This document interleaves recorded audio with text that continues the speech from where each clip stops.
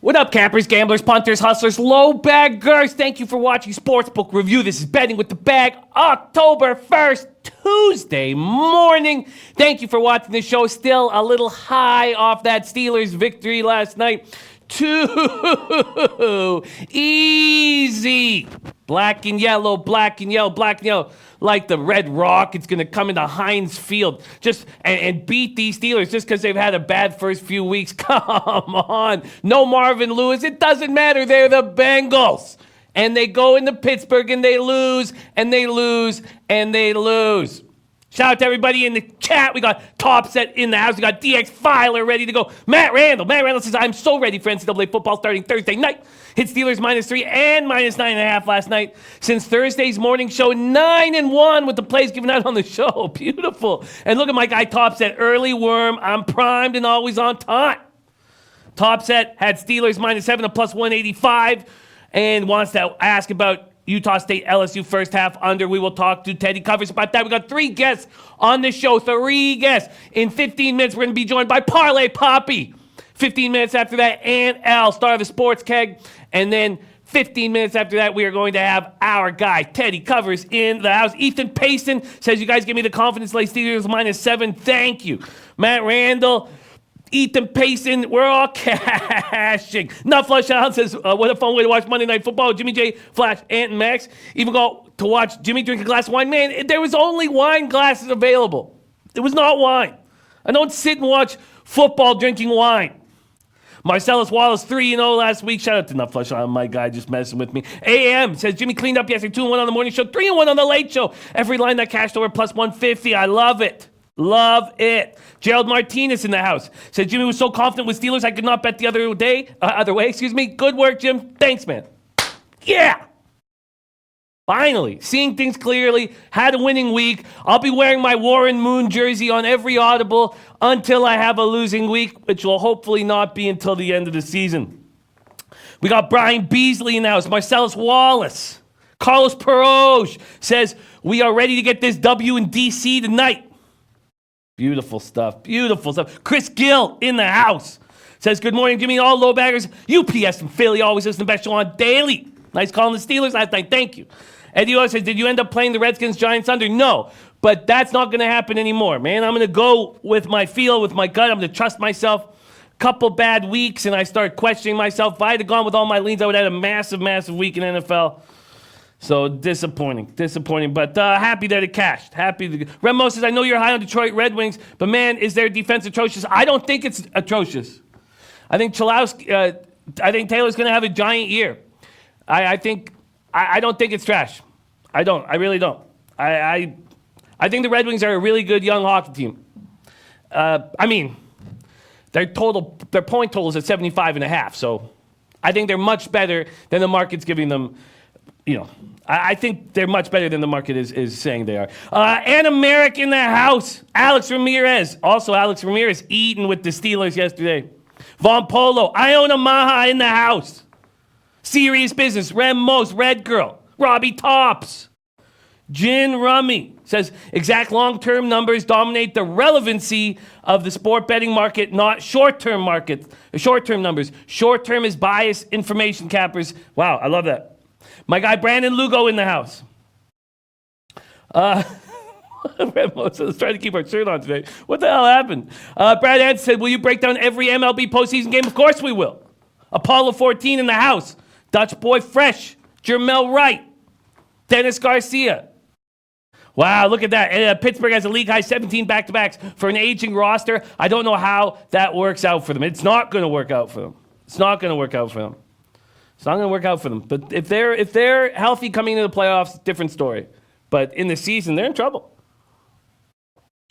And Americ, we're going to have the graphic out. We want to pop the We want to pop your MMA, your UFC contest. We want it out today. A new UFC contest hosted by our Anna Merrick coming out today. Eddie Oler says, doing all of my NHL pools and futures today. Yes, my hockey pool is tonight as well. I'm excited about that. Dina saying, thank you for the Steelers last night. My pleasure, Dina. Too easy. There's Glock Lesnar in the house. Okay, so let's get to work. There's Anthony Chalmers, Bookie Lover Q. Raul Porwando says, tough for me to contribute to the work. My plays, Washington moneyline minus 183. Washington minus a half at minus 115. I guess that's first five. Washington under 4. That's got to be first 5 too. And then over 7.5. Full game. Wow, that's wild. Raul Porwando, that's wild. I'm going to copy and paste. Bookie Lover Q says Washington all day. We're going to have 2 different looks. One from our Parlay Poppy and one from our Aunt L. So it's going to be great. We only have 2 games on the card. So we're going to do a lot of looking towards this NFL card. Remember, the Audible, myself with Donnie Rightside, will be at 4 p.m. Eastern. And Nasty Nate says, I will win the MMA contest. I can't wait for the MMA contest. It's going to be great. Matt Randall has a Thursday NCAA football taint. Anamana says, what's on the agenda for today? Well, in 10 minutes, we're going to be joined by Parlay Poppy. So in the next 10 minutes, let's go over these 2 games on the card. We have Brewers Nationals wild card game, and then we have game 2 of the WNBA Finals, Sun Mystics. There's Nate Dogg in the house. There's Tyrone Coleman ready to get to work. All right, there's El Boogie in the house. Tomlin now 14-2 on Monday Night Football. Crazy. It's crazy because I don't know how prepared this guy is, but steps up on Monday Night Football. All right, Brewers Nats. Let's take a look at the market moves and let's get to work here. Sportsbookreview.com, SBR odds page. There's Anthony L. says Champions League today. Yes, there is Champions League today. A bunch of matches there. So if you got any looks in Champions League, please share it with us when you come on the show because I don't cap soccer, sadly. All right, let's get to work. Woodruff Scherzer.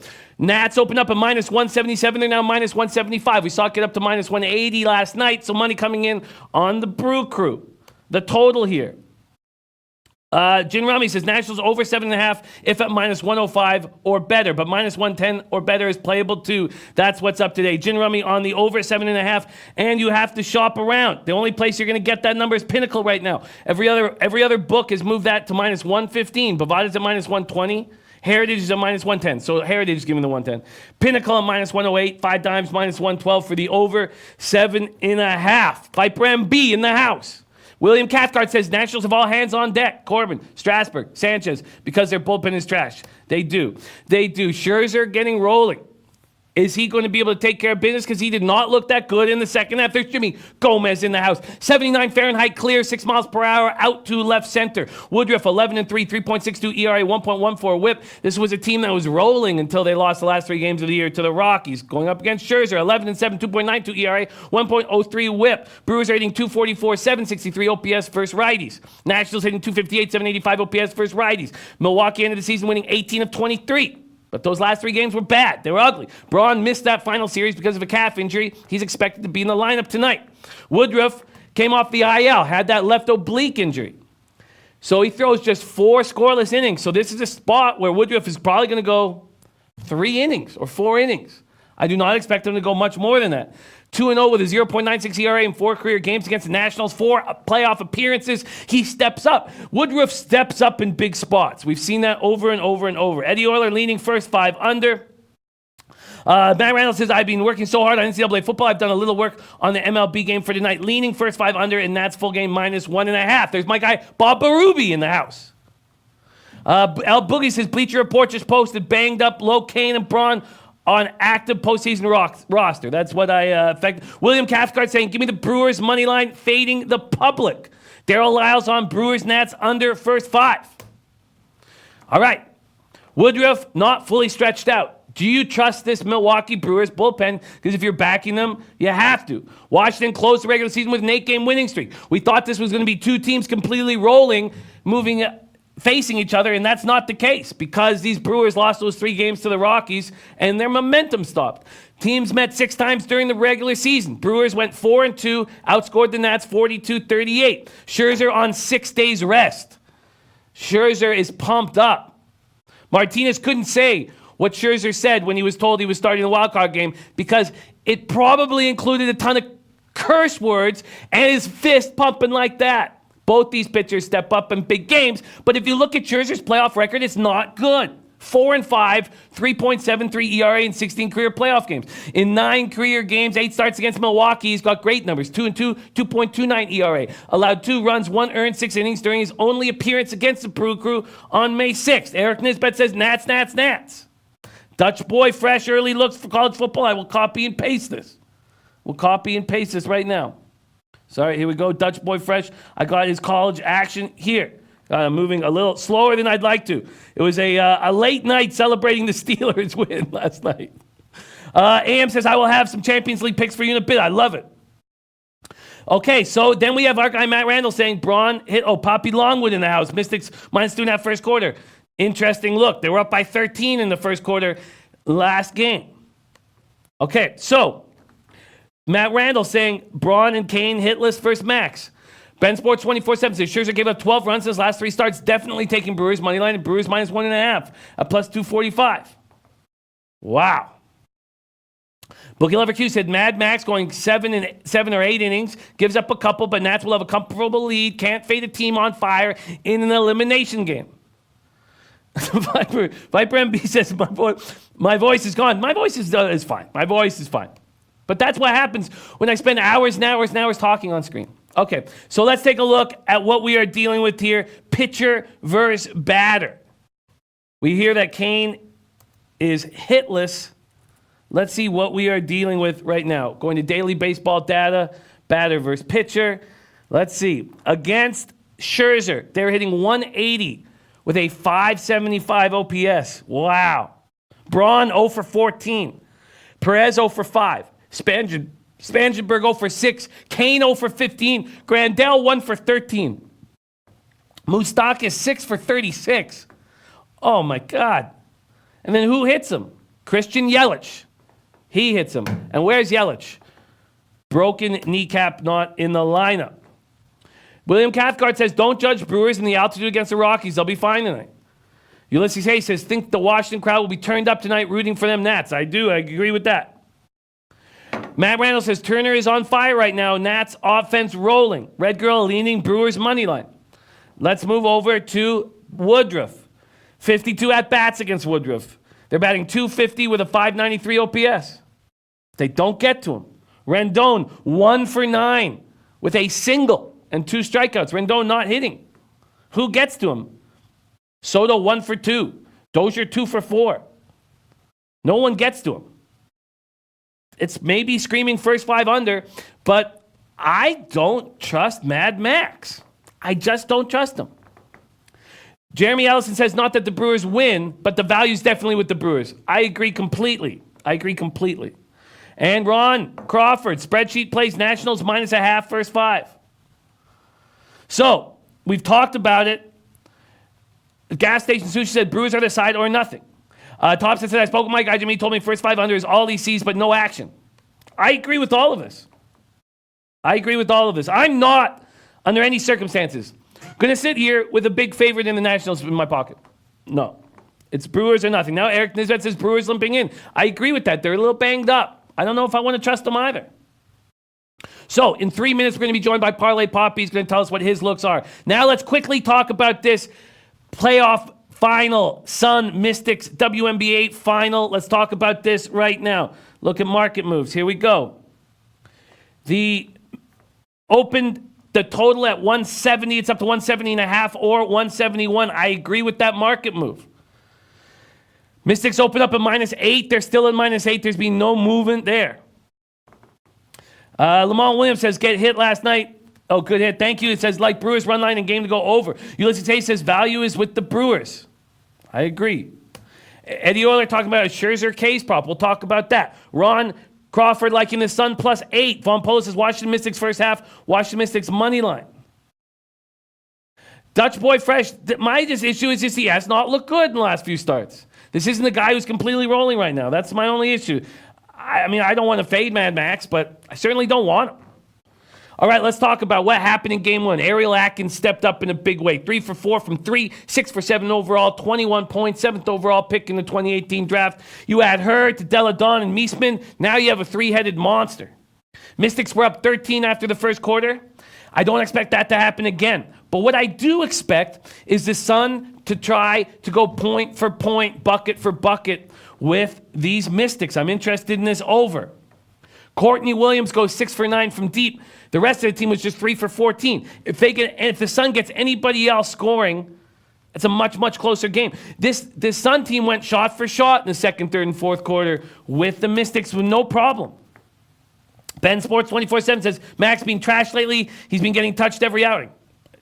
Iona Maha says over in WNBA final. I agree with that.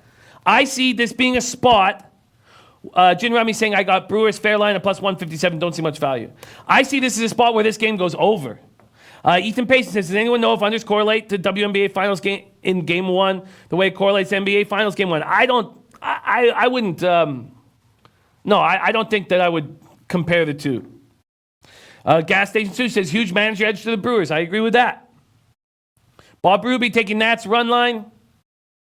So I think the over is in play here. I think the Sun goes shot for shot with the Mystics. I think that's the only way they think they can take care of business here. I wish I got the 170, but I'll take the 170.5. I'll take the over 170.5. Can we pop up my WNBA record quickly, Rafa? Just for accountability, honesty. There we go. I'm going to put that plus unit on the line here. Look at Matt Randall. Never been so excited about a weekend. I love that, Matt Randall. Let's get after it. I think the over's in play here. I think the Sun go point for point. I'm going to take over 170.5 in WNBA. Over 170.5. I'm getting minus 111, minus 110. There's minus 110s at William Hill, Bet365, you wagering their tops. There's minus 108 at 5 dimes. So I will take 170.5 and minus 108. Book it. All right, we're going to talk more about both these games all day long. First off, let's bring in a ringer. Our guy representing Long Beach, California. Please welcome to the show, Parlay Poppy, on a Tuesday morning. Parlay Poppy, how you doing, my man? It's Tuesday. NHL is here tomorrow, Jimmy. I couldn't be more excited. So much going on. The playoffs are here. The juiced ball is live. What's going to happen in these playoffs? I have no idea, Jimmy, but let's try to figure it out here real quick. How you doing, man? I feel great. But I'm not very comfortable with this game. I do not want to take the Nats as a big favorite. I don't want to back Scherzer as a big favorite because he just did not look great down the stretch. It wouldn't surprise me if he's lights out, but I don't want to take him as a big favorite. And then we have to deal with the Brewers doing a possible bullpen day after Woodruff has just only pitched 4 innings since coming back from the left oblique injury. I mean, I don't see what move to make other than the over 7.5, I guess, but I don't even know if I want to make that move. Woodruff has been excellent in big-time situations. Parlay Poppy, you see an angle here? Brewers, Nats, wild card. Wild card, and wild is the perfect way to describe this game. I really don't think that there's much of an angle at all, to be honest. I think the Washington Nationals should probably win this game due to the fact that Scherzer is going to be probably a little more focused. I wouldn't be surprised if he gets hit around a little bit. But who do we have in the back end here? We're not going to the bullpen, Jimmy. This is a winner-take-all situation. We got Steven Strasburg ready, who has diced these Brewers. We got Corbin ready, who can do the same type of work. I don't think that there's any type of advantage pitching-wise for either of these guys. We got Woodruff, probably going to go 3 innings. We got the 7-headed monster of the bullpen in the Brewers, likely to make an appearance for the majority of this game. But, some of those guys are left-handed starters. And although they've been doing so well, let's look at some of the numbers real quick. 66.5 innings. Peralta, Suter, Pomeranz, Jr., Guerra, our guy. Hader struck out 97, walked 11, and posted a 1.76 ERA. Past 66.5 innings. We know Lyles might be available, but, I would say that's your last resort guy because of the fact that the Washington Nationals have definitely abused him before. I don't really think that I don't want to touch this line for the Nationals. They should definitely win. Who's got the better lineup right now? Who's rolling in hot? It's the Nationals. The Brewers dumping 3 in Colorado. What is going on with this squad? We got injuries to Mike Moustakas, Ryan Braun, Lorenzo Cain, no more Yelich. We got Hera, the Rook, coming in looking like a star, but that's about it. And Scherzer has absolutely diced these guys, Cain, Braun, Moustakas, who was your core offense. I don't really see there being any side because Scherzer is so vulnerable. 8 home runs the last 8 games. This doesn't look like Max Scherzer to me, but I do have a better pitching staff on the Nationals, more reliable. I got Strasburg and Corbin coming out. We're not going to see that bullpen. The Brewers, I mean, they're not hitting the ball. I have a much better lineup on the Nationals. I don't really see the angle on the Brewers either. You know, it's tempting to take them at that plus line, but I really don't think that there's much there for me. This game's a total pass. If anything, I almost like this Washington Nationals team total under 2.5, but that's at minus 155 for the first 5.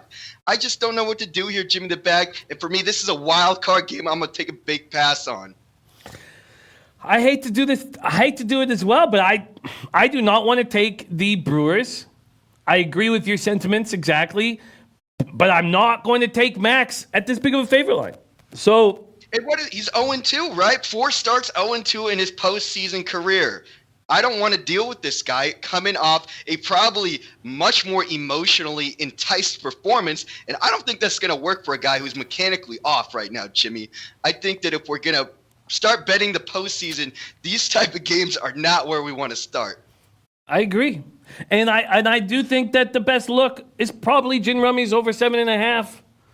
But even that, I don't. How do you get there? You know, it's like I can't make a case for that either because I know Woodruff is decent. I know Scherzer's not going to get completely annihilated, and we have 2 great guys behind Scherzer. We have nobody hitting on the Brewers. Like, do we expect them to light this guy up? There's no Christian Yelich. And, you know, the only guy who even hits Strasburg is Christian Yelich. He counts for 5 of their 10 RBIs versus him. They don't touch Corbin or Scherzer.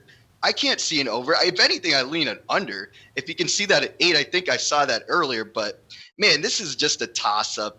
Who knows what's going to happen with that juice ball? We know that the majority of the time in postseason play in the last few years, the majority of runs are coming off home runs. The majority of game-changing plays are coming off home run balls. And the ball is juiced. I don't know what's going to happen here, Jimmy.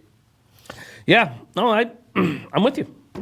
I'm with you. I just look, Mark LaRoque liking Connecticut Sun money line tonight. They went outright. Oh, that's a big balls play. That guy. We got Mark going after a Vegas Gun Award for capping excellence. I'm with you. So I guess there's not much more to say. I'm not going to make a move. I don't see. I don't like it. I don't like it. I'm not just going to make a move to make a move. So yeah. I guess we move on. We have you on our show tomorrow, which is very exciting because it coincides with the start of the National Hockey League season. Have you already taken a look at the games tomorrow evening? Yeah, check some of them out. I got to say, I got a big buy on future for our LA Kings, our Ottawa Senators, our Detroit Red Wings. Man, what are these teams going to do? What the hell is going to happen with these 3 teams? We have seen so much movement in every other team. We know who is going to fall off a little bit. Looks like some of those Pacific Coast teams. But boy, is that Eastern Conference looking absolutely stacked, Jimmy the Bag. What's your thoughts on that? Yes, the Eastern Conference is a very, very dangerous conference. But with the West, it's possible that Vegas and Colorado are going to be elite. And I have talked myself out of all the Vegas action.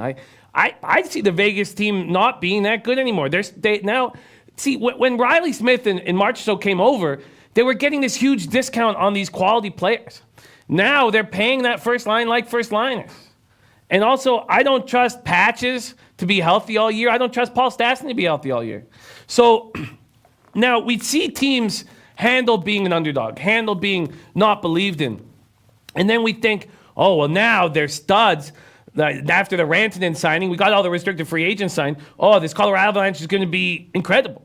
But now they're favorites. Now everybody knows how good they are. How good are these young defensemen going to be at playing 82 games? Because they sure look special at times last year. Samuel Girard looks spectacular. So I think the value in the West is on one team, and that's Nashville Predators. Been there, done that, and now have a soft-hand centerman that can take care of business. In the East, you're right. It's stacked. And those teams like the Capitals and the Penguins, I don't believe in. I think they're old and done. I think the 2 teams, and I still have not locked them in, and I will today, but I want futures on the Hurricanes and futures on the New Jersey Devils. What do you think of those 3 teams that I will be making future bets on?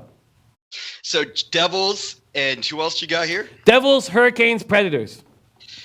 So in that Central Division, that is absolutely stacked. I'm going to stay off any type of future over there. I can see Colorado coming out. That's the trendy choice right now, right? We got the Predators looking amazing per usual, and the Dallas Stars adding a little bit of offensive depth. I think more so I favor them a little bit over the Predators, but that's absolutely live. Now, Hurricanes and also the Devils. Devils are looking like a hot pick as well. I mean, Jack Hughes, Tanner Hall, we got some guys coming in over there. We got some young blood that is going to be susceptible in the back end of the net. I'm going to see a lot of overs coming in with this New Jersey Devils team, so we're definitely going to keep an eye on that. As far as Carolina goes, I think that, man, they're going to be stacked. I think this team is going to definitely play more towards the under. Given the fact that, we got a new captain over there, I don't know how things are going to be cohesively with everything involved in Carolina, but I think those are three very good looks. What do you think about the Florida Panthers coming in with Mr. Sergei Bobrovsky? I think it's going to be a failed experiment because I've seen this time and time again. We see Bobrovsky starting off the season like an absolute dumpster fire, usually most of the time, coming into his own, had a just a magical run with the Blue Jackets last year. Blue Jackets out of contention, in my opinion. What are they going to do? We got Tortorella now with no talent, who's going to be harassing all these players, getting in everybody's head, and not in a good way. Probably in a way like, get this fucking coach out of my face before I knock him out here. I think that the Panthers is going to be a failed experiment. I know you were a little bit high on them last year. What are you thinking there now today? I'm tired of Ekblad. I'm tired. Their defense is not good enough. And if you compare Ekblad to Victor Hedman, Ekblad has not stepped up. And until he's a number one defense, until he's a top 5 or 10 defenseman in the league, I'm just not going to back the Panthers. I'm tired of backing the Panthers and watching that defense play terrible. I do not trust Yandel playing 25 minutes a game. I've had Florida Panthers futures the last 2 years. And I've watched Ekblad very closely. Why is he not elite? And if he's not going to be elite, number 1 overall pick, then I just don't trust. Look, I think Barkov is top 5 player in the NHL. I think Barkov's an absolute beast. Strong defensively, strong on the puck, score, pass. He does everything. Wins faceoffs. He's a spectacular player. But if they don't have, you need to have strong defense to win in the NHL. And we see it time and time again. You have puck moving defensemen, strong in front of the net, young, can take up 25, 30 minutes a game, you're going to win. And I don't trust the Panthers defense. I'm not taking futures on them. I agree. I think that's another team that is definitely to be live for offense, susceptible in the beginning part of the season with Bob in there. I think that there's going to be a lot of scoring with that team, Jimmy. Maybe a quick look tomorrow. I know you're not really high on these Washington Capitals or these Vegas Golden Knights, and that's because of the age, right? We're seeing that kind of with the Bruins too. The Pittsburgh, it's kind of like the new blood is taking over the old regime here. I think that the whole season on Vegas, let's start there on the late game, is completely dependent on Marc-Andre Fleury. Who are your 2 other goaltenders? Come on, these guys are terrible. Marc-Andre Fleury, don't get me wrong, absolutely spectacular. I mean, he got let go for a reason, right? Does that body really hold up for that many games like he played last year? No way. No way. I think that Vegas is live to fade a little bit, getting late into the season. So, with that being said, who else is pretty terrible? We got Martin Jones, probably the worst starting goals against average, saves, right? Starting against Marc-Andre Fleury tomorrow night. This is going to be a very interesting thing. We got another San Jose team that is going to be another overtrending team because of the lack of defense on that end. You know what I mean? Blue line stuff ain't going to be working. We got all the old guys back. Sure, they're great, but they're another year older. With that being said, another year older, I don't think that makes you another year worse. In that case, I'm talking about the Washington Capitals. I think they're still alive. I like this price for them to come in tomorrow and take care of these St. Louis Blues, who definitely have a hangover by the fact that they played so many games. I know they're still nursing those injuries. I know they're still taking long ice baths. I don't care that the Ovechkin's 34 years old. Yeah, he might be old and seasoned in NHL years, but that team is basically the same. A couple moves here and there. They're going to be a great road team like they usually are. And I think they come in here and upset at the underdog price tomorrow night, Jimmy the Bag. I agree that a team like the Capitals is going to be ready to go early in the season. I really like your call on Marc-Andre Fleury. I agree with that completely. I think that he's going to break down just like he did last year. He's not a goalie that you can count on for 60-plus games. I agree with that look, and I'm off Vegas. I'm off Vegas futures, and I'm thankful to do that. I have to battle sometimes to stay off a team that I was so high on last year, but I like staying off of it. The Ottawa-Toronto game, Arjun Rummy got on the over 6. It's now 6.5 across the board. I don't think Ottawa wants to go goal for goal with them. If they do, they're going to lose. And with all the controversy going on with Austin Matthews right now, I think he steps up. And I think that the Leafs could put a beating on the Senators. But that doesn't mean I want to start with a giant favorite puck line. Game 1 of the season, I'm certainly not going to do that.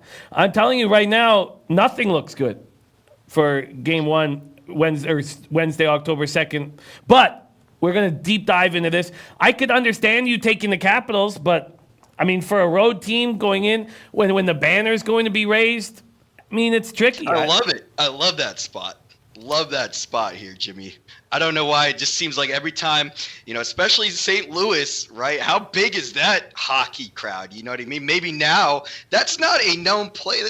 Do they have a great fan base there in St. Louis, Jimmy the Bag? Now maybe a little bit. No, they do. It's a pretty strong fan base. I mean, this team's been around for a long time. I've always been impressed. And the guys who play in St. Louis love playing there, just like in baseball. Same deal. They love playing in St. Louis. A couple questions here from our guys in the chat. One is Kevin Pine says, do you trust Devils goaltender? Look, I have Jimmy. I like Schneider as a guy, a character guy, and I think he bounces back. But it's Mackenzie Blackwood's team. Mackenzie Blackwood will be the starting goalie 60 games into the season, I expect. But I think that Schneider can be so much better than he was last year. He's been dealing with health problems for 2 years in a row, but it's Blackwood's team moving forward. What do you think about the Devils between the pipes? I think that it's serviceable at best. At best, Jimmy. Blackwood, I think that he's going to be good. I think he's going to be pretty good. If Schneider's your backup, I'm sorry, 2 years? 2 years of consistent problems, you're out. In my opinion, you're a cross-off for me. I don't want to buy onto something like that. But I agree with the fact that it's Blackwood moving forward. I think that with that offense, right, that's so potent on New Jersey, it's going to be, like I said, an overtrending team, but I do think that they do some damage. I think that they are a contending team perhaps. It's very young, it's very fresh, but at the same time, between the pipes, I'm going to grade that like a C+, B-. You know what I mean, Jimmy? Yeah, I hear that. I'm telling you, they have 3 number 1 overall picks in their top 6 forwards, and we're not even talking Gusev, who last year had the second highest scoring season in KHL history. 27 years old. He's going to come in like Sergei Makarov did with the San Jose Sharks at 27 to win Rookie of the Year. Gusev's a monster. Not fast, smart, soft hands, knows where to be, puts the puck in the basket. I think Gusev's going to be a monster. I'm debating when to pick him in the hockey pool this evening. Scott Kelly says Subban to New Jersey along with other trade spells defense. I love New Jersey. I love them. I'm going to be all over them, but I still haven't locked it in yet. Viper MB going to go to Devils game this year, first ever hockey game. We've got to roll, but I can't wait to have you on the show tomorrow to hear your final looks on day 1 of the National Hockey League. Our guy Parlay Poppy in the house. We're both staying off the baseball game at this point. I'll have to hear what Al says about this baseball game. Parlay Poppy, thank you so much for joining us. Can you let us know where we can find you on Twitter, my man? Yes, you can always find me at Poppy_Parlay. I think this is a very interesting game to watch. I think it's going to be a fun game to watch. I think it's going to take hours to watch because we're going to see a lot of rotation changing going along there. So I don't know if I'm going to be enjoying the whole entire thing, but I am excited for tomorrow, getting on some of this NHL. Been deep diving for the last few weeks. Got some catch up to do, Jimmy the Bag. But we'll see you tomorrow on the morning show with some plays for our NHL start. I cannot wait. See you guys later. Peace out. Bye-bye. Much love to you, Parlay Poppy in the house. Eddie Euler saying Alex Barkov to win the Art Ross at plus 3,300. I think it's Barkov to win MVP. I think there's going to be some higher scores than Barkov because he's such a great defensive player. So I would prefer MVP over Art Ross. All right, let's get into more baseball than we have just the man for the job. Please welcome to the show our guy and your star of the sports cake, Ant L in the house. How are you doing this morning, Ant? I'm doing pretty good, Jimmy.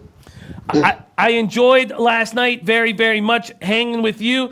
And how did you end up? How did you end up with your props and everything around? How did everything end up? I was drinking a little heavy. A little? All right. How did things end up for you? I lost every prop. Oh shit! Really? Yeah. I think I went like 0-4, 0-5 on props. Okay, damn. Okay, not good. I stayed off. Dalton didn't throw for crap, so my props were Dalton overs and some of his receiver overs, so that kind of fell by the wayside. Yeah, that did. I was surprised that they didn't air it out like crazy once they fell behind.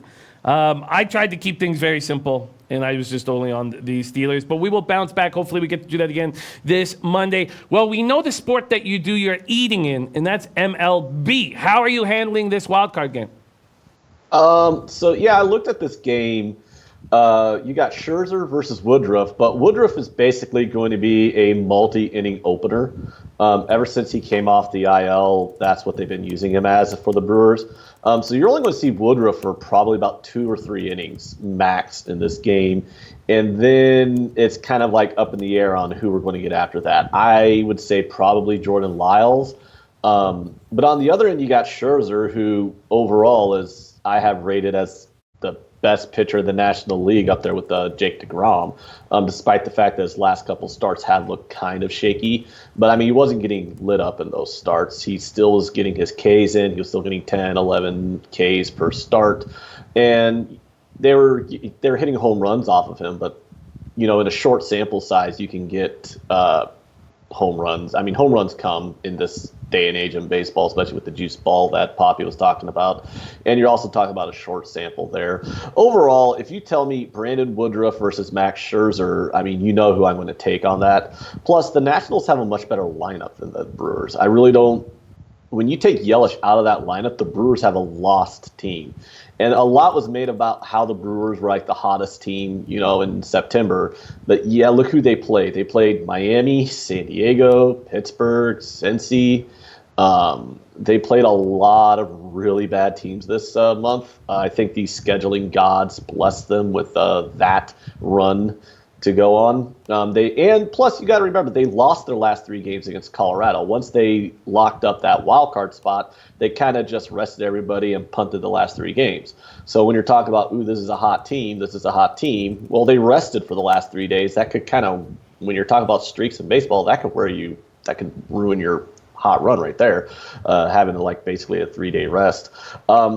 I just got to go with the numbers here, and I'm on the Nationals first 5 run line, minus 115.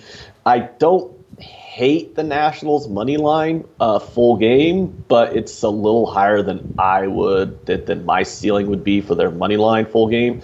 But their first 5 run line is right in that good sweet spot. You're going to give me Max Scherzer below minus 120 on the first 5 run line, especially against this lineup that he dominates, because I don't have any faith in the Brewers lineup. So, yeah, that's what I'm on in this game. Nationals first 5 run line minus a half at minus 115.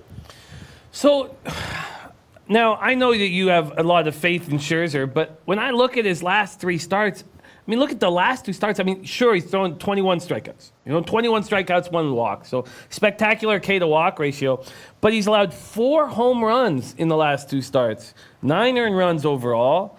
I mean, I have a difficult time taking him as a big favorite. Now, so tell me what you think about Scherzer. I mean, do you think that he's just going to turn it on? It's the playoffs and he's the best pitcher in the league?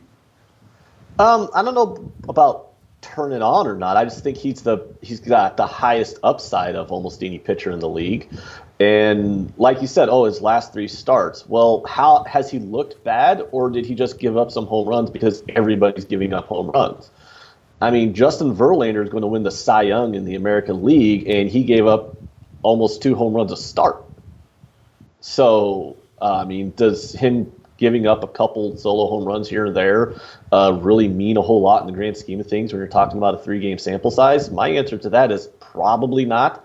I mean, yeah, maybe the Brewers come out here and win. I mean, it's baseball. It's a high variance sport.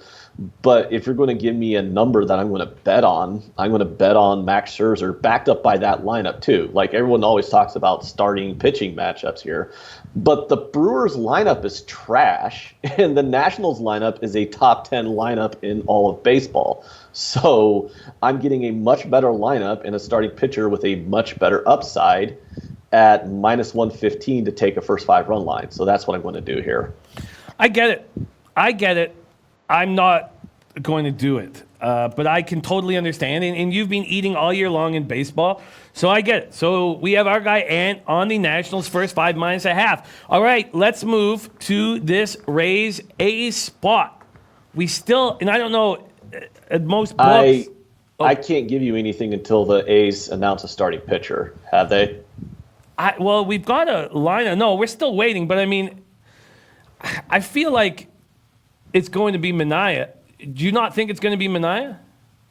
I mean, I would prefer if they want a one and done, because the Athletics are home, and if you're in a one and done situation, you need to start Fiers. You have to start Fiers in this at home. He has been lights out in that ballpark. If this was on the road in Tampa, I mean, maybe somebody else would make sense. But if you're going to have a one and done spot here, you have to start Fiers. If they don't start Fiers, then they lose the game. The Rays are going with Charlie Morton. I know that. Yeah. And Morton's definitely the best starting pitcher. No matter who the Athletics put out there, I mean, Charlie Morton's going to be better than them. But the Athletics do have an advantage in the bullpens are about even, but the Athletics have a big lineup advantage. I'm still not a fan of the Rays lineup at all. And I think Fiers can definitely, especially in that ballpark where he shines, shut down the Rays offense no matter what Morton does. So, I mean, until I get a good line and see where the lines are going to fall at, and until they actually tell me who is going to be the starting pitcher, I'd have to pass. But if it's going to be Manaea, I wouldn't touch that game if it's Manaea. I expect it to be Manaea, but it's not up. It's not up. Guru Sportsbet says Manaea will start Jimmy. I expect it to be Manaea. Boogie Lover Q says Fiers' elbow is not 100%. Well, let's say it's Manaea, because that's why I think the market has come out. Is because I think that they know that it's going to, or they are expecting Manaea. So let's just say it's Manaea right now, just for 2 more minutes. So you've already stated I that. lean Tampa. Really, you're gonna. If you're getting an underdog price on Tampa, I'd lean Tampa if you're getting Manaea starting. Wow. Because they'll probably have the Athletics as a favorite. So if you're going to get, and this is strictly depending on price. I haven't seen the line yet, but yeah, if you're getting a like plus 120 to plus 125, plus 130 range for Tampa Bay, the value's on Tampa there. I wouldn't lay the Athletics against Charlie Morton with Manaea starting if I have to, but I would definitely take Tampa at a plus number tomorrow if Manaea's starting. And it looks like everyone's saying it is going to be Manaea. So, I mean, if that's the price you're getting, then yeah, I'd definitely lean with Tampa Bay there at that number. That's what you're getting, a plus 125 at 5 dimes, plus 126 at Bookmaker, plus 124 at Bet Online for these Rays. Let's talk about the total sitting at 7.5, just like this total here. Do you find interest in the over? It's juiced minus 119 towards the over. I think the juice is correct. I would definitely lean towards the over, but I don't lay more than minus 115 on a full game total of any kind. But if it was like minus 110, I'd definitely take it over 7.5. Over 7.5. Interesting. Okay, and then moving forward, just for we have a couple more minutes And moving forward, is there an angle that you're going to be using for? Is there like a team that you feel, oh, I'm going to hammer unders with this team, or oh, I like this team to run through the NL playoffs or the AL playoffs? Is there a team you're very high on? Do you have any future bets made? My future bets were all made preseason. I had the Dodgers plus 750 and the Yankees plus 500. I am not sweating the Dodgers to win the World Series bet out at all, but I am worried about my Yankees future because I don't see how anybody's going to beat the Astros. I mean, because in the grand scheme of things, it doesn't matter who wins this wild card game. They're getting destroyed by the Astros in the divisional round. And then you're going to most likely, I'm not even sure if the Yankees can beat the Twins, to be honest with you. The Yankees do not have a massive starting pitching advantage against the Twins going into this series, and the Twins have had one of the best lineups in baseball all year. Like, everyone talks about how great the Yankees lineup has been, which it has, but I mean, this Yankees-Twins first-round matchup is probably going to be the best one of the entire first round. I don't think the Cardinals are that good. That's not just me coming out as a Cubs fan. I don't think any of the NL Central teams deserve to be in the playoffs. It's just, you had to have a winner of that trash division. So the Cardinals happen to be the least shitty team in that division. I think the Cardinals are going to get smoked by the Braves. And then the Dodgers. Let's just all agree that no matter what happens tonight, can we just agree that you want the Nationals to beat the Brewers in this one-game playoff? Because who really wants to see the Brewers in the playoffs? The Brewers are very mediocre at best, and the Nationals have enough upside with their lineup and with their starting pitching to make the World Series. They could upset the Dodgers. The Brewers will get swept. So just as a baseball fan standpoint, I would also like to see the Nationals win just because they're a substantially better team and it'll give us a better series. Nationals versus Dodgers would be far more entertaining than Nationals versus Brewers. Than Dodgers versus Brewers. No, I agree. I agree. In fact, I think your Twins look is an interesting spot as well.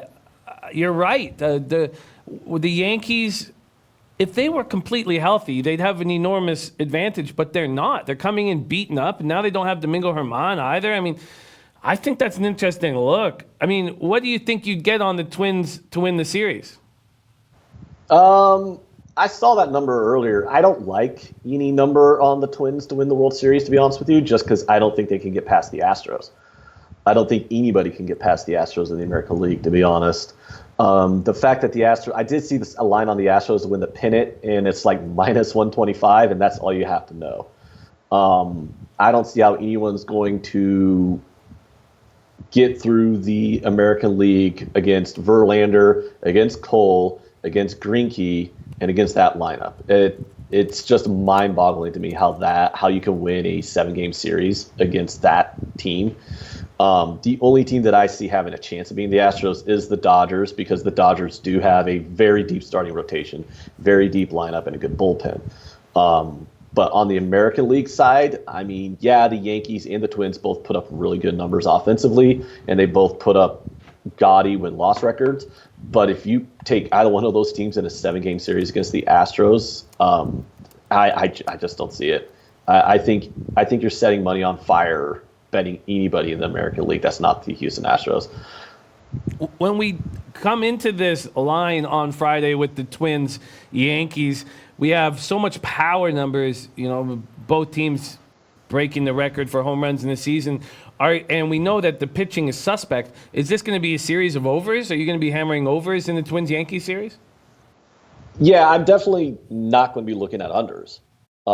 It depends on the lines they give me. If you're getting like 8.5 in this series, I would definitely look towards taking overs there, because I can see most of the games of this series being 6-4 type matchups, 6-5, etc. Because like you said, that the pitching is very suspect. When your aces going into this series are going to be Tanaka and Barrios, that says a lot. So, neither one of those guys are terrible, but I wouldn't call them massive aces. And those are the those are like going to be your best starting pitchers coming into this series. I absolutely would look towards overs here, but I mean, obviously I'm not going to blind bet them. I have to actually see what the lines are going to be. I mean, if they drop an 11.5, obviously I'm not betting it over on that. Of course. Of course. I love it. I love it. There we go. Ant. So Ant is on the first 5 -0.5 with the Washington Nationals at -115. And if Manaea is the starting pitcher for the A's, like we expect, Ant will be. Oh, are you going to make a move on the Rays if that's the case? Is that a locked-in spot for you? It's not locked in, but it's definitely where I would be looking at. The game's tomorrow, so I'll have more time to hit that number. But I'm definitely not taking the Athletics at that price. Yeah, I hear that. Wow. Okay, wild stuff. Thank you so much. And what was your final numbers after a long regular season? I know you were destroying it when we talked the last about your overall numbers. What was your overall record in MLB this year in the regular season? My overall unit count was plus 40.5. Oh, great job. Great job. And that was over about 800 bets. Oh, great job. Attaboy. There is our guy, Ant L. Thank you so much for joining us. Ant L, where can we find you on Twitter, and tell us a little bit about the Sports Keg? AntL_SportsKeg is my Twitter account, and the Sports Keg YouTube channel, we do live betting. You can see us Thursday night. We'll be live betting the Thursday night football game on our YouTube channel, The Sports Keg. Check us out. There it is, right there. And we had a lot of people check us out last night. I enjoyed that very much, hanging with you, my friend. There he is, Ant L, Starter Sports Keg, joining us. He's on the Nationals first 5, -0.5 at -115. We go from Parlay Poppy to Ant L to Teddy Covers. Teddy Covers in the house, coming to us live from Las Vegas, Nevada on this Tuesday morning. Teddy Covers, how you doing, my man? I'm hungover, Jimmy. I don't drink very often. Last night I had a couple of drinks. So this... we're heavily caffeinated this morning and doing the best we can. And it's something really, I mean, especially during season, might happen twice a year, maybe, where I'm feeling a little bit, where the next day you're going to have a little impact of what happened last night. But, of course, last night for me, I had Cincinnati. There wasn't much excitement in that game. So by halftime, I had a couple of pops in me. At least I didn't stay up late. But I didn't enjoy that game at all, Jimmy. I know you did, and I want to give you kudos. You handicapped that 100% correct. Pittsburgh's defense dominated the game. Thank you. Yeah, it's funny. We talk about all the different types of the ways of capping NFL, and I've made a ton of mistakes so far this year.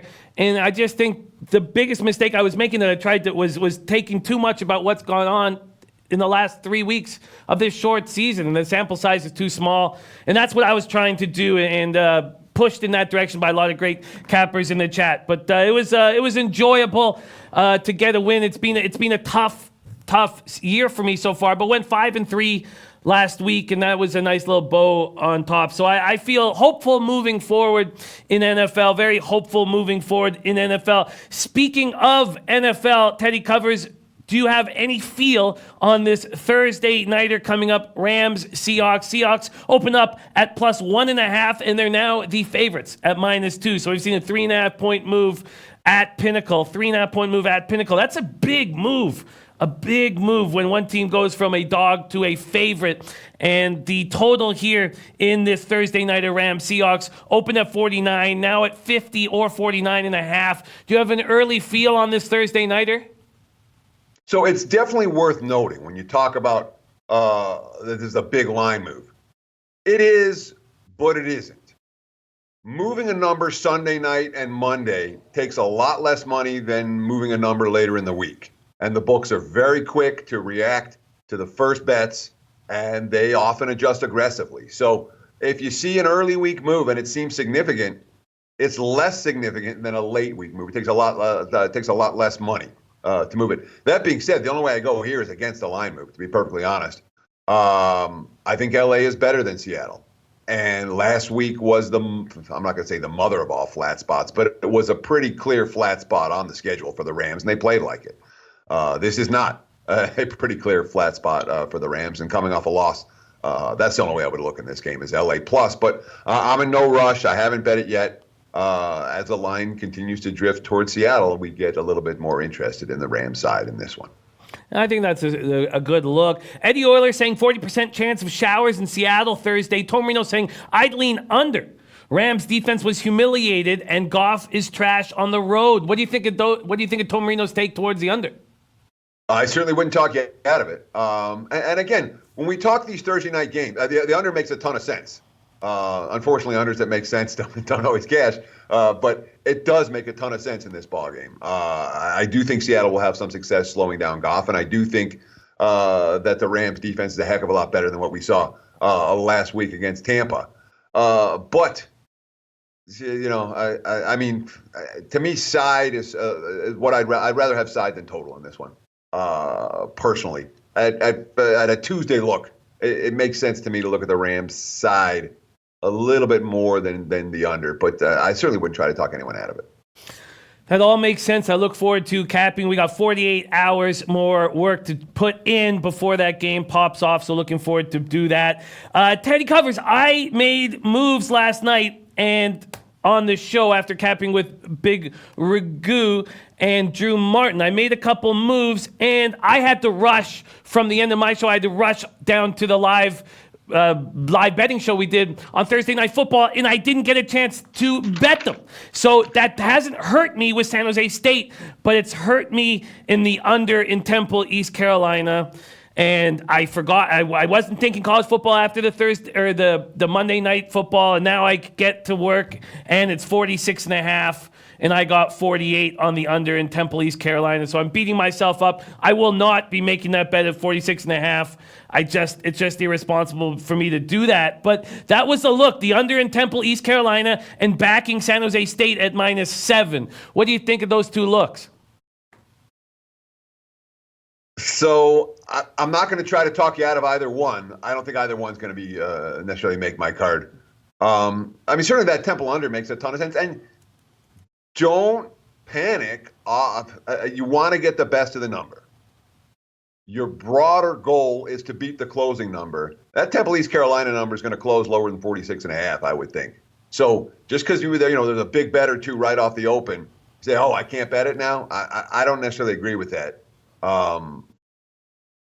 We always talk, get the best of it, get the best of it, get the best of it. But nobody gets the absolute best of it. Okay, it doesn't happen that way. What I do yesterday, I took Army +3. What's it today? +3.5. What do I look like? An ass clown? No, that happens. That's going to happen some of the time. The goal is to make that a relatively short percentage of the time. 10% or 20%, or where you're getting not the number and the market's moving against you and all of that. It's going to happen. But the broader goal, beat the closer, beat the market for whatever game day is going to be, that's real. And that's something you should be thinking about with every bet you make. And that one, certainly the under, I would anticipate more under money. We've already seen it. We may well see more. It doesn't feel like a matchup where the two teams are going to be marching up and down the field. East Carolina's defense has been a lot better than I thought it was going to be. And obviously we know what Temple's capable of doing. So it makes a ton of sense. I wouldn't let you talk yourself out of it. When it comes to laying a touchdown with San Jose, I mean, I have no problem wanting to bet against New Mexico. I'm with you 100% in that regard. But again, it's a flip. We're changing roles with the Spartans now. Big dogs. Now they're laying a touchdown. They got to win by more than a touchdown. I wouldn't talk you out of it. I don't want the Lobos. When you're a touchdown dog to Liberty one week and you're a touchdown dog to San Jose the next week, it's not a good sign. And from a travel standpoint, it's not good for them. It all makes a ton of sense. The only issue I have is San Jose is not the type of team I'm excited about laying, asking them to win by more than a TD. Lean that way. Wouldn't talk you out of it, but probably not going to make my card. Okay, interesting stuff. We have a lot more questions coming in, and I do want to close this segment with hearing your thoughts on the wild card game. So we will get to hear what Teddy thinks in MLB as well. Okay, we have a couple things coming in here. We have Matt Randall's Thursday taint play of the day is the Georgia Southern. Let me pull this up, see what the movement's being here. The Georgia Southern South Alabama over. And we've seen this open at 48.5 and go all the way down to 45 or 45.5. He says he capped this game at 54. It's going to be 95 degrees, and these defenses will be spent by halftime trying to stop the run. Takes a lot of balls to go against the market move, and Matt Randall has those balls. What do you think of the over in Georgia Southern South Alabama? So there are two schools of thought when it comes to hot weather. And I'll tell you what, in general, the wise guys are betting hot weather games under. They think everyone gets gassed in the second half. And while the defenses are tired, the offensive lines are tired too. So you'll see that in the NFL all the time. The hot weather games take under money. And I wouldn't be surprised. I think that may have something to do with the under money here. So the correlation amongst the wise guys is not hot weather to over. It's hot weather to under for what that's worth. All that being said, I love the take. South Alabama's defense is garbage. I mean, absolute garbage. I don't think they can stop Georgia Southern. I really don't. So the question is, can the Jaguars get their fair share? Can they get in the 20s? I think they can. This game could go over. They get in the, if they get to 17. So I do think Georgia Southern's going to move the football in this game, and that has me leaning favorite and leaning over. Leaning favorite and leaning over. That's exciting. Okay, I like that breakdown a lot. Just taking a couple notes here. Leaning favorite and Let me jump in real quick, Jimmy, Sure. if I could, because he said, you're saying it takes guts to go against the line move. No, it doesn't. When the line moves one way, guess what? If you like the side before, now you're getting extra value with that side. So I have no hesitation betting against line moves. The line moves will, if you spend your whole week freaking out about line moves and thinking about line moves, and you can overthink it and overanalyze. Find the sides you like, get the best number you can, and let the chips fall where they may. That's my 2 cents. So I have no hesitation betting against line move, and I wouldn't argue if you did either. And it's just moved down to 44.5 as we speak at Bet Online. So money still coming in on this under there. The line's getting better and better for Matt Randall. Then we have, talking about line moves, UCF Cincinnati. This is 3.5, 4.5, back to 3.5, settling at 4 right now. And we had Drew Martin on the show saying he wants to back UCF in this spot. What do you think of UCF at -4 at Cincinnati on Friday evening? So there's legitimate correlation here between the underdog and the under. Cincy ain't gonna win this game or cover this spread if both. I don't know. They get in the 30s. I don't think they can get in the 30s.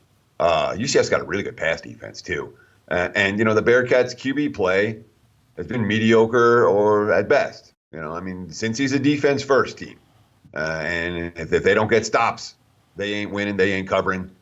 UCF scored 30 plus in 31 straight games. They blew Cincy out last year. They blew them out the year before. I kind of like the spot for the Bearcats. My first lean was towards Cincinnati. The more I looked at the game, the less I was excited about playing it. But if you do like Cincy, again, they ain't going to cover a shootout. It's not going to be 41-38 in this contest. If Cincy's covering, it's going to be relatively low scoring. So I do believe there's legit correlation where you can, maximize your ROI. You're going to bet the Bearcats, throw in a little parlay with the under. But like I said, my initial lean towards Cincy, when I looked at the series history, when I looked at what UCF's been doing, when I looked at their past defense numbers, I'm off the Bearcats. I was lean there initially, and not going to happen. Not at this juncture. We have some questions rolling in.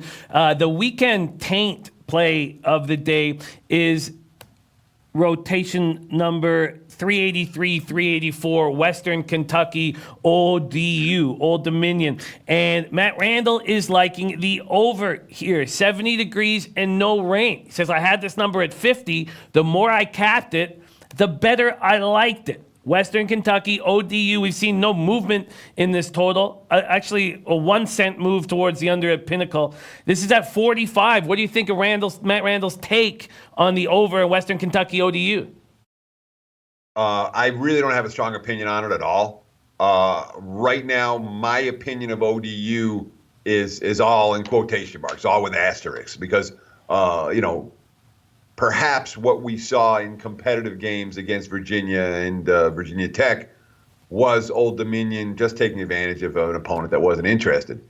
Last week's point spread was a surprise to me, and the performance with that point spread was a surprise to me, both in disappointing fashion. I thought ODU would be bigger chalk, and they weren't, and I thought ODU would be capable of beating an opponent that they lost to. So right now, my take on the Monarchs isn't a strong take. And when I don't have a strong take, I'm not going to try to force, not a side total. No, I'm not going to try to force my way. There's 130 college football teams.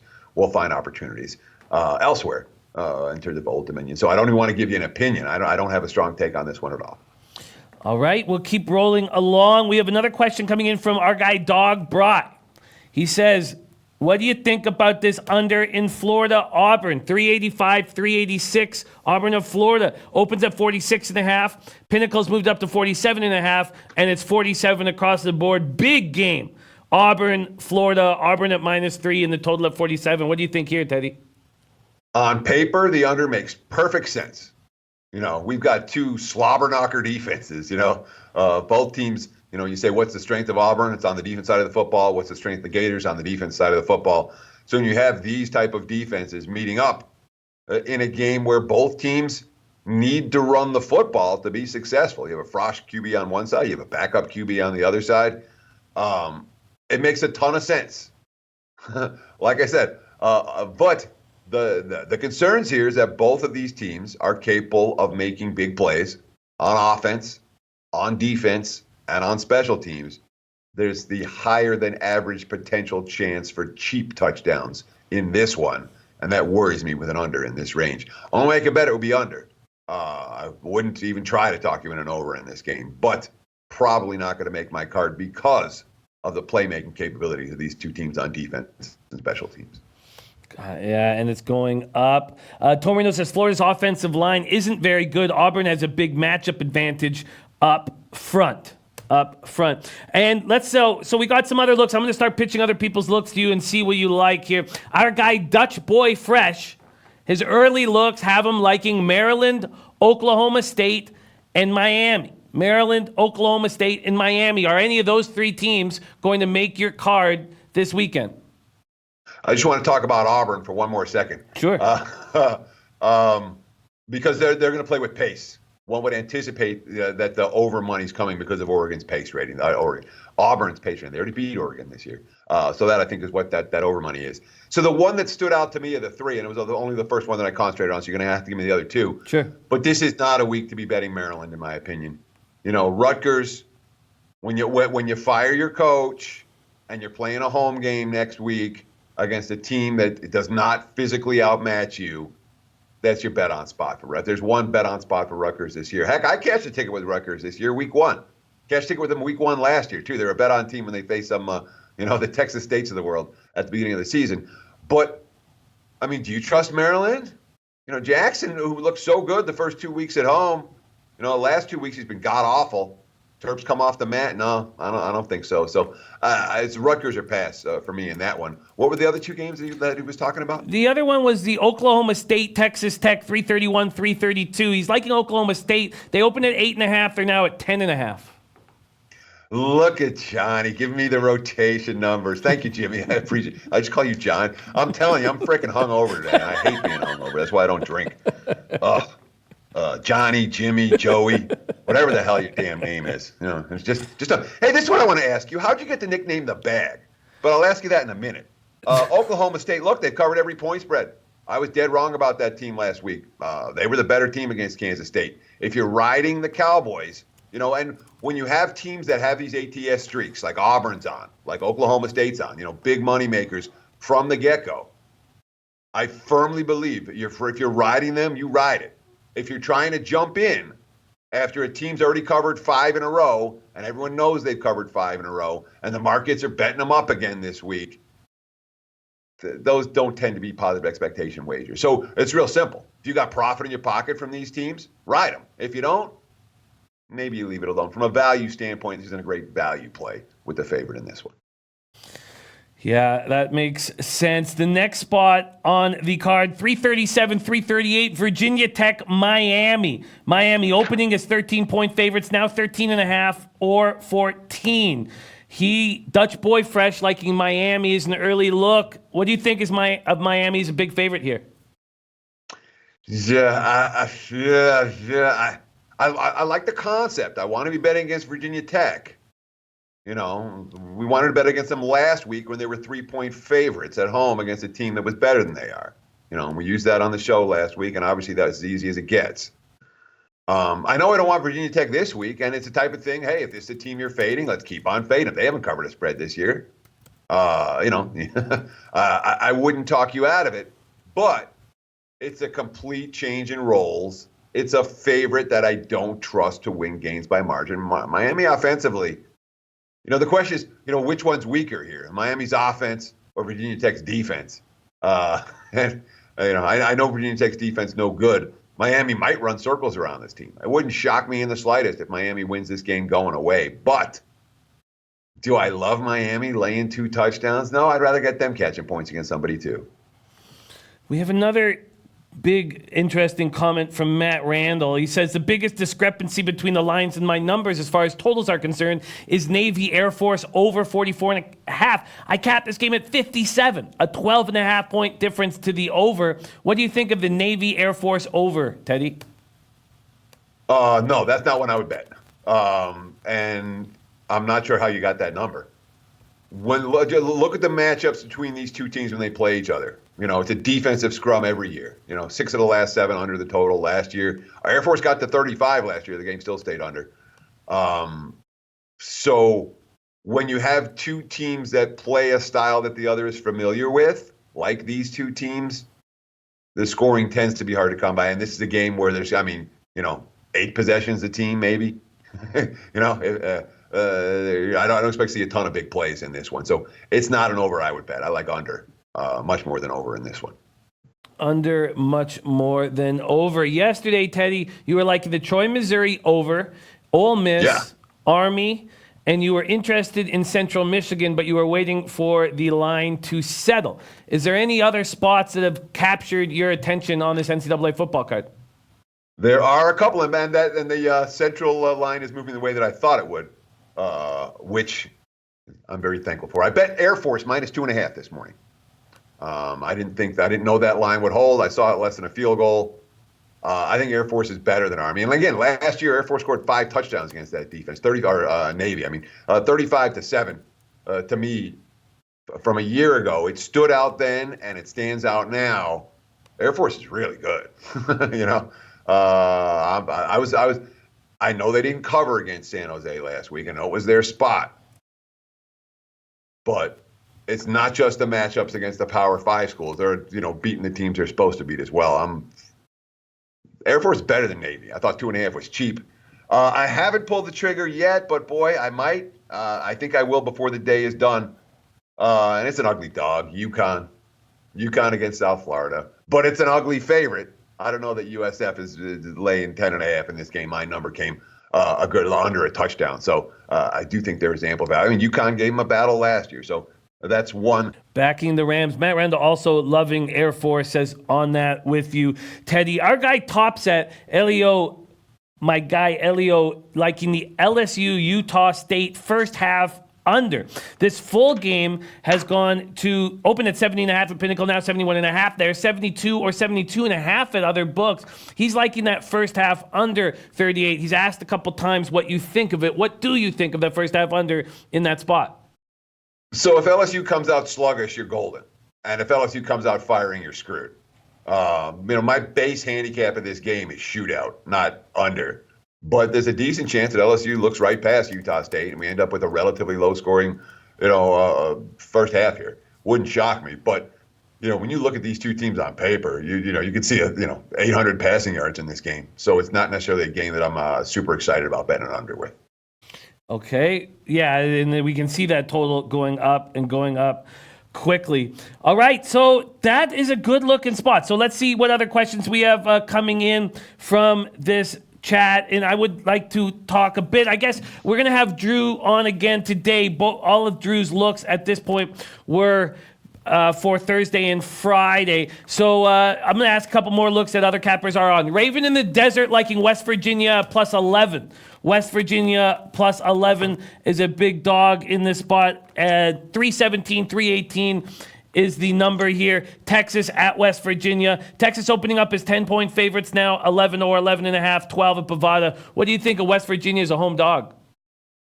Texas is going to remember what happened last year when West Virginia, they stole that game right at the end. Will Greer with a beautiful drive at the end of the game to put the Mountaineers in the end zone, and then they went for 2 instead of going for overtime. I ended up winning that game by a single point. So we have the Longhorns in revenge. does that merit this point spread? Again, we like Texas as a dog. We don't like them necessarily laying double digits against a quality foe who showed they could hang tough with them last year. It's not a game I plan on betting, but West Virginia certainly has the makings of a live underdog in this one. We have an interesting look here from our guy Lucas Paff. Lucas Paff saying Georgia Tech plus 10. North Carolina let down after big game. What do you think of Lucas Paff backing Georgia Tech, another home double-digit dog? So I watched the Georgia Tech Temple game last week, and it wasn't as bad as the final score would indicate. It really wasn't. Georgia Tech moved the football. They just made mistakes. I like that Frost QB. Their defense was okay. Certainly wasn't great, but it was okay. They weren't hopeless. At this stage of the season, when you have the first-year head coach and they're changing everything, you want to get the sense, is this team hopeless? Is this going to go on forever for Georgia Tech, or do they have a chance to do something? And, I thought there was a decent level of athleticism on the field. It was the first time I really watched them for 60 minutes, and I thought I gained something from that because they weren't as bad as the box score, my final score might indicate. So I do think in general there could be a little bit of value with Georgia Tech moving forward. And I agree wholeheartedly with the spot. There ain't no way I'm laying doubles with North Carolina this week. It's not just last week's game. Look at their entire season. Every game, barn burner, down to the last play, down to the last possession. Now they got to lay doubles? No. It's Yellow Jackets or pass for me. I haven't pulled the trigger yet, but I am interested. Yellow Jackets or pass. Okay, we have some things coming in. Both Big Ragu and Yu Chang Yu liking Florida to beat Auburn as a home dog. What do you think of the side in Florida-Auburn? I think Auburn's better than Florida. I think Auburn's front four on defense has the capacity to dominate the game. I think Auburn's been an undervalued commodity from day one this season. Auburn's got a starting QB. Florida's got a backup QB. No, I could only take Auburn in that game. I think Auburn's cheap. Thinking Auburn is cheap. Okay, we have questions coming in. Rotation number 325, 326, Pittsburgh, Duke. Duke opening up at -5. Pinnacle's all the way down to 3.5. A lot of people wanting to ask you about this spot, Pittsburgh, Duke. Do you agree with this market move? There's injury info on that, and I wasn't able to look it up before I saw the alert before I came on the show, but I wasn't able to look it up fully. So unfortunately, let me just see what the big note is, because something happened with an injury this morning. If someone's downgraded so give me 1 second, I'll pop it up. You can ask me the next one, it'll pop up in just a second. Perfect. No, that sounds great. Iowa plus the points plus that. Now, even that's moving in Iowa's direction. You could have got plus 5.5. Now it's at 3.5. Do you understand and agree with this market move towards Iowa? So Pickett was questionable for Pitt, and now he's been upgraded to probable. So Pitt's likely to have their quarterback. In terms of the game itself, I knew it had to be something. It was down. It was off the board a couple places, so I knew it was something significant. I ain't betting against Duke. I'll tell you that flat out. Duke's bet on all the way right now. An undervalued commodity. Remember, they sent, a first-round quarterback to the NFL. All the preseason, Duke's down. No, they're not down. I lean Duke. What was the other game you were asking me about, Jimmy? Iowa, Michigan. Oh, yeah. Okay, so everyone's going to be on it. I mean, everyone and their mother is going to be on Iowa this week. If you want Iowa, bet them yesterday. That line can only go down. At 3, I'm probably going to look at Michigan. I don't know if I get to the window, but when this line hits 3, and I do think it will hit 3, Iowa's done nothing wrong. We've seen them go on the road and play well. We've seen them, hang with the Wolverines. And, it's not like you can't make a case for betting against Iowa. The only case that I can make here is betting on Michigan, and maybe Michigan's a little undervalued at this stage. Again, at 3, I would lean in their direction. But I know I'll be on a limb on this. I'm confident that I will be a very popular underdog in college football this week. And again, one of the benefits of living in Vegas and doing some of the media that I do is I get a chance to talk to a lot of sportsbook directors. And I had a chance to talk to a sportsbook director, I believe it was last Friday, and I asked him a question. I'm like, it just seems like one of these deals where the popular underdogs do worse than the popular favorites. The popular favorites of it, they cash sometimes, they don't cash sometimes. It's not a killer. But the popular underdogs, it's like it doesn't seem like they ever cash. And the sports director's like, honestly, I think you're 100% correct. He's like, when the public's in love with a dog, we win that far more often than we should. And the public's going to be in love with this Iowa team. So for what it's worth, for the contrarian side would be the Michigan side here. Wow, that's a great insight. Love hearing that. Chris Sanitate says, Jimmy, can you ask Teddy his thoughts on Arkansas State, Georgia State over rotation 381, 382? This opened at 67. It's now at 72 at Pinnacle. It's gone up 5 points. Do you agree with that giant market move to the over, and is there still value? And do you have the betting number for that? Just I'm going to track the broader market on that real quick. 381, 382. Yeah, because I know it's not. Yeah, I mean, the broader market did open real low. Okay, so it wasn't just sometimes Penny opens, so a book will open off market, and it's not necessarily the broader market that did that. Arkansas, so they were concerned because Arkansas State was playing with the backup QB last week. The backup QB was everybody as good as the starter, and they played a wild shootout at Troy, and that's the opinion of Arkansas State. This is a team that's supposed to be getting in the 40s, and capable of getting in the 40s. On any given base, but the Red Wolves certainly, are not going to be. I'm not going to call them a defensive sieve, but they're certainly not a defensive juggernaut by any stretch of the imagination. So, wouldn't talk you out of the concept, but again, this is one where there was a big, and these big moves. Again, a 5-point total move on a Monday or a Tuesday morning is not the same as a 5-point total move on a Friday morning or Saturday. Or Friday night or Saturday. The markets move with much less money, and all the money, all of it, on Monday is what we would call sharp money. So, I'm not going to talk you out of betting against some of the moves. I'm not going to talk you out of betting with some of the moves. It's your handicap, man. That's what it comes down to. Your handicap and the betting skills with the numbers you're able to get. I love it, Teddy Covers. I love it. So we are going to be hammering NCAA football all week long. But Teddy Covers, a lot of people wondering what you think of this wild card spot tonight. Playoff baseball starting tonight. Brew Crew Nationals. I don't want to lean you into with what I think about this spot, but I've stayed off of it. I want to hear what you have to say about this spot. Brewers, Nationals, Woodruff, Scherzer. Nationals big favorite. What do you think here? Are you making a move? No, I wasn't really that close to making a move. Scherzer had a lousy September. And then you look at the track record against the Brewers, and his track record against everybody in that Milwaukee lineup is pretty stunning. As a team, they had like a 5.16 OPS against him and a pretty decent sample. And the only guy who hit him was Yelich, of course, who isn't playing. But we've seen enough of the Nats in the postseason. They're losers, okay? This isn't a team I want to lay $1.80 with in a game like this. I don't trust them. We love that Brewers pen, and when you're talking about winning in the postseason, starting pitching, yeah, whatever. Bullpens are how you win in the postseason, and Brewers got a pretty good bullpen for this point, its price range. So, total wise, I had my initial slight lean towards the over. I'm like, no, I'm not betting Scherzer over. No, I'm not going to do it. It's postseason now. So it's really a game that, I gave it a pretty good look. And neither side or total was something that piqued my interest enough to make a wager. So I'll be watching and learning, not betting on this one. Certainly not before the first pitch. I'm going to be doing the exact same thing. I agree completely. Every sentiment that you had there, I agree with, and I am staying off as well. We are expecting Minaya to be pitching for the Oakland A's tomorrow. I don't know if you have more insight on that. We have had 5 times Bookmaker and BetOnline put out their lines and totals. What we're dealing with is a plus 125, plus 126 for Morton and the Rays. We're also dealing with a total of 7.5, and the over is juiced to minus 119. Do you have any early edge or feel on the American League wildcard game?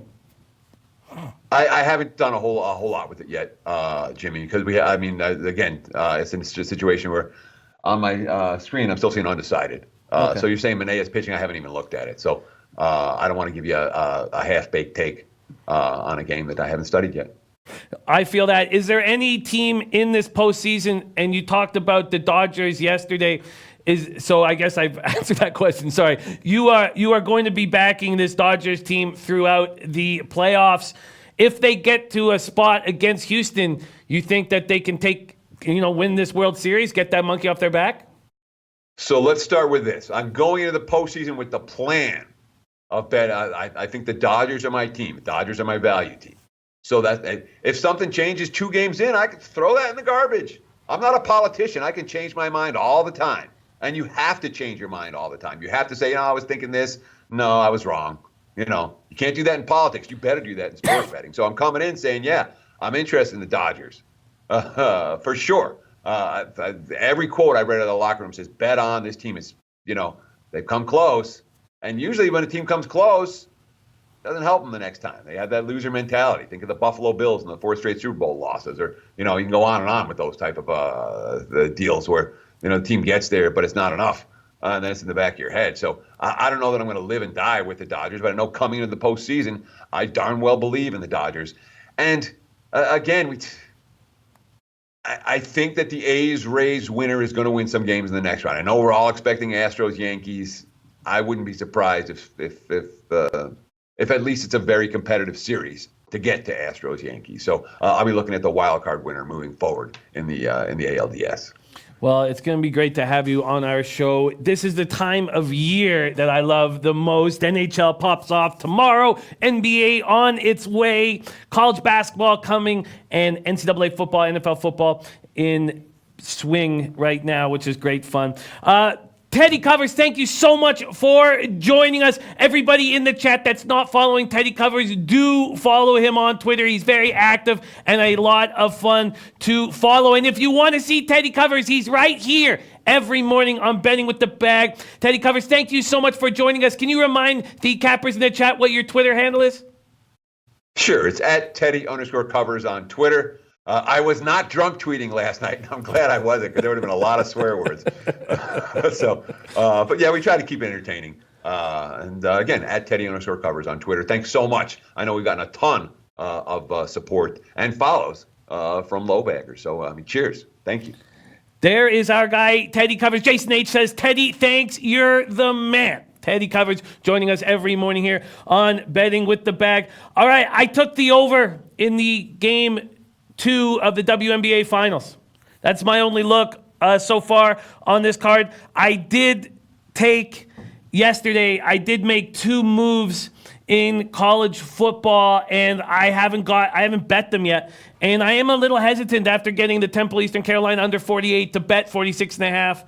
I still may. I've got to make that decision right now. San Jose State -7. I'm going to go bet right now. I also put in the two futures, Astros to win the AL and Astros World Series. I have to make those bets too before the start of the playoffs, so I've got to make those moves. Juan Juarez, Alex Ramirez, Top Set, Jin Rummy, Jason H, AM, Joe M, all you guys, Tomarino Tomor, Yu Chang Yu. We have no show without you guys. Guru Sports Bets, Lucas Paff, Remarkable Gaming, Prince of the City, Dom Ricci. All you guys, thank you so much for being a part of this show. We have no show without the great cappers in the chat. Remember, Audible pops off.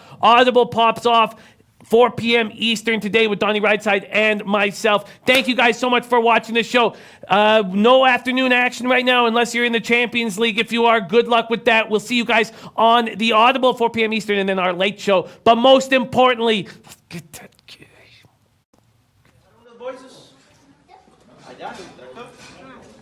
Leche, Los Bookmakers.